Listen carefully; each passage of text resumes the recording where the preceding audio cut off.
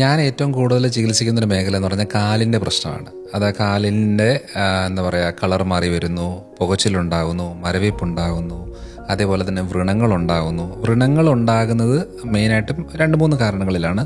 ഒന്ന് പ്രമേഹവുമായിട്ട് ബന്ധപ്പെട്ടാണ്. അതായത് രക്തക്കുഴലിനകത്ത് ചെറിയ ചെറിയ രക്തക്കുഴൽ ബ്ലോക്കുകൾ വന്ന് ആ ഭാഗത്തേക്കുള്ള രക്തയോട്ടം ഇല്ലാതെ അവിടെ വ്രണമായി, അത് കരിയാനുള്ള രക്തയോട്ടം പോലും ഇല്ലാതെ ആ വ്രണം വലുതായി പിന്നെ അവസാനം അത് ആംപ്യൂട്ട് ചെയ്ത് മുറിച്ച് മാറ്റുന്ന ഒരു രീതിയിലേക്ക് പോകുന്നത്. അതാണ് ഒരു കാറ്റഗറി.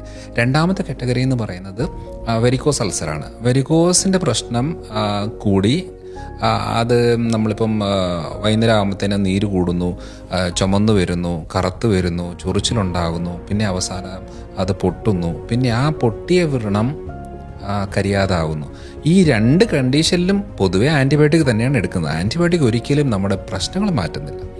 അതായത് ഇത് എന്താ പറയുക, വ്രണത്തിൻ്റെ ഇൻഫെക്ഷൻ കൂടാതെ നോക്കുക, അവിടെ ബാക്ടീരിയൽ ഗ്രോത്ത് എന്തെങ്കിലും ഉണ്ടെങ്കിൽ അത് ക്ലിയർ ആക്കി എടുക്കാൻ വേണ്ടി മാത്രമാണ് ആൻറ്റിബയോട്ടിക് ഉള്ളത്. അല്ലാതെ വ്രണം കരിയാനായിട്ടോ അല്ലെന്നുണ്ടെങ്കിൽ അത് പൂർണ്ണമായിട്ടും ക്ലിയർ ആകാനുള്ളതോ അല്ല.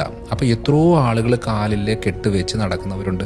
നമ്മളിപ്പം ഞാനാണെങ്കിലും ഡ്രൈവിംഗ് ചെയ്യുന്ന സമയത്ത് ഇങ്ങനെ പോകുമ്പോൾ റോഡിൻ്റെ സൈഡിൽ കൂടെ തന്നെ പല ആൾക്കാരും ഇങ്ങനെ കെട്ടുവെച്ച് നടക്കുന്നത്. അവർക്ക് ഒത്തിരി പ്രായമുണ്ട്, പക്ഷെ എന്നാലും ഇങ്ങനെ കെട്ടി നടക്കുകയാണ്.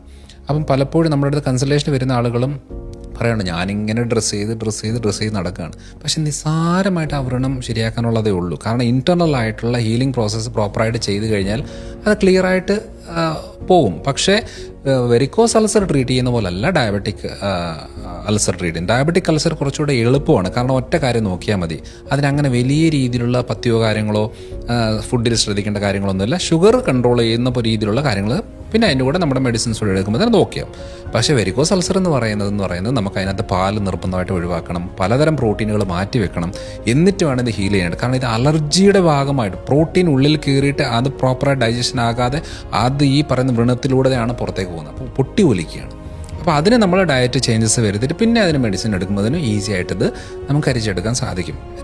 കാലിലേക്കുള്ള 2 വ്രണങ്ങളും നമുക്ക് 2 രീതിയിൽ, അതായത് ഡയബറ്റിക് അൾസർ ആയിക്കോട്ടെ വെരിക്കോസ് അൾസർ ആയിക്കോട്ടെ, നിസ്സാരമായിട്ട് നമുക്ക് ഇങ്ങനെ ആയുഷ്കാലം മുഴുവനും ബാൻഡേജ് ഇല്ലാതെ നമുക്കത് കരിച്ചെടുക്കാം. കാരണം ചെറിയ വ്രണമാണെങ്കിലും വെരിക്കോസ് അൾസറിൻ്റെ അതിവേദനയാണ്.